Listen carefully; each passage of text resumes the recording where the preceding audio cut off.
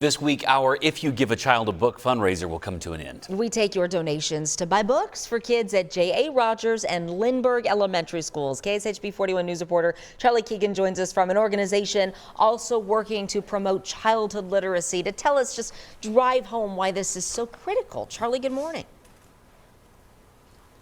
Good morning to you. Yeah, we're in the reading room of Turn the Page KC. This is a group that really does help make sure that children are reading on grade level throughout Kansas City, Missouri, who can really partner with us in our If You Give a Child a Book campaign to make sure that everyone is reading. So tell us, we got the executive director here, Dr. Kristen Droege. Tell us, how often are children reading here in this room? Well, we love to share this space with our nonprofit partners who host play groups and family activities that really emphasize how families can read together.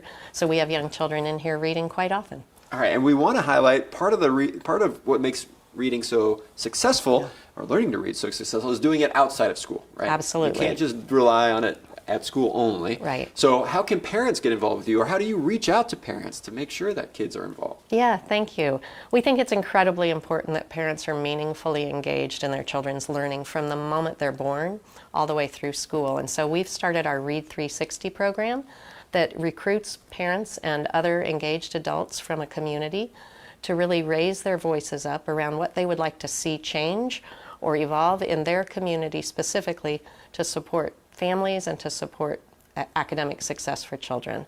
So anyone who's interested can go on our website and find the application process. If they would like to be a part of a literacy council in their community, we would love to hear from them. A literary council, that sounds amazing, to be able to make a difference right here.